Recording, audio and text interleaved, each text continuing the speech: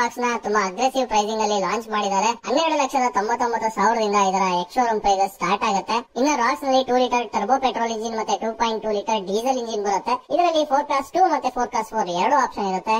ಇನ್ನು 160 BHP ಅಷ್ಟು power, 330 Newton metre ಅಷ್ಟು ಟಾರ್ಕ್ ಇದೆ.